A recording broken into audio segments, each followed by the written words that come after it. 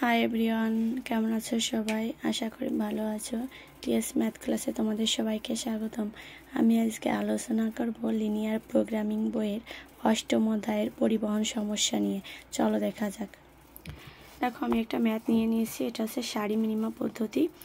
যেহেতু আমাদের এটা সারি মিনিমা পদ্ধতিতে সলিউশন করতে হবে, তাই আমাদের সারির দিকে খেয়াল রাখতে হবে। দেখো, আমি যদি প্রথম সারির দিকে খেয়াল করি, তাহলে প্রথম সারির দিকে আমাদের দেখাইতে হবে সর্বনিম্ন উপাদান কত। দেখো, প্রথম সারির সর্বনিম্ন উপাদান হচ্ছে আমাদের 2।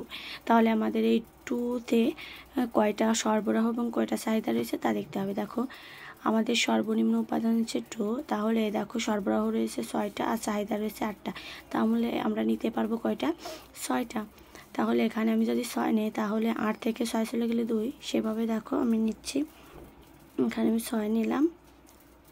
যদি এটা 6 নিই, তাহলে এখানে আর কোনো সরবরাহ থাকতেছে না। তাহলে অবশিষ্ট উপাদানগুলোতে আর কোনো উপাদান যাবে না। এটা আমি এই চিহ্ন দ্বারা আমি অফ বোঝাচ্ছি, মানে এখান দিয়ে আর কোনো উপাদান সরবরাহ করতে পারবে না, মানে এই সারি দিয়ে। তাহলে এখান থেকে 6টা চলে, এখানে থাকতেছে হচ্ছে কয়টা? 2টা।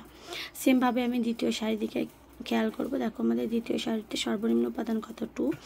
এখন 2তে দেখো আমাদের সরবরাহ রয়েছে 13টা, আর হচ্ছে দেখো চাহিদা রয়েছে কত? 8টা।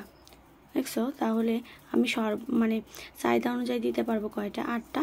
তাহলে আমি দেখো 8টা দিচ্ছি। 8টা দিলে পারে এটা যদি 8টা চলে যায়, তাহলে এটা ক্রস, তাহলে এই কলাম বরাবর আর বাদ বাকি উপাদান বাদ বাকি আর কোনো ঘরে যাবে না, তাহলে এটা অফ। আর এখান থেকে যদি 8 চলে যায়, দেখো থাকতে চাচ্ছে 5টা।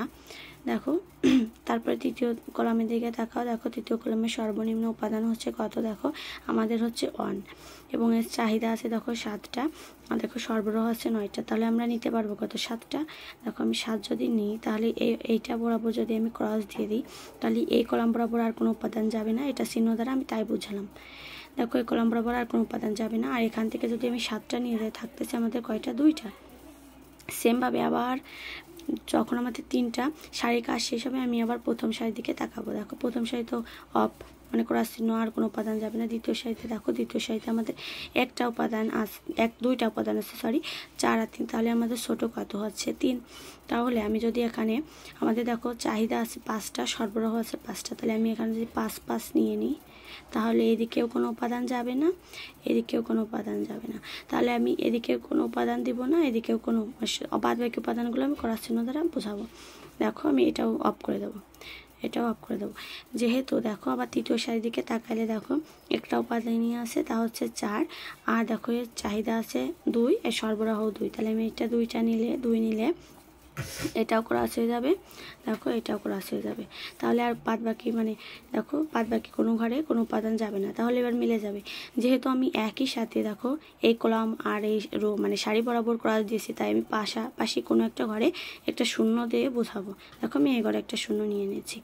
সেমভাবে আমি যদি এটা ক্যালকুলেশন করি, তাহলে মান পাবো যে ইকুয়াল টু, দেখো এই সারিতে কয়টা উপাদান আছে? 6 গুণ 2 প্লাস, দেখো আর নেই, দ্বিতীয় সারির দিকে তাকাই।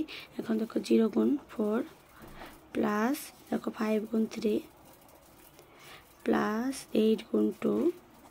তৃতীয় সারিতে কটা আছে? দেখো প্লাস 7 গুণ 1 প্লাস, দেখো 2 গুণ 4 প্লাস, দেখো আছে কত?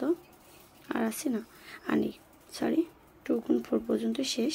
দেখো, এবার এটা ক্যালকুলেশন করলে আমাদের রেজাল্ট এসে দেখো ক্যালকুলেশন করলে আমাদের আসতেছে এই রেজাল্ট, এত একক। তাহলে মোট পরিবহন ব্যয় হচ্ছে এত একক। এভাবে আমি ক্যালকুলেশন করলে সারি পদ্ধতিতে সহজে সমাধান করতে পারবো।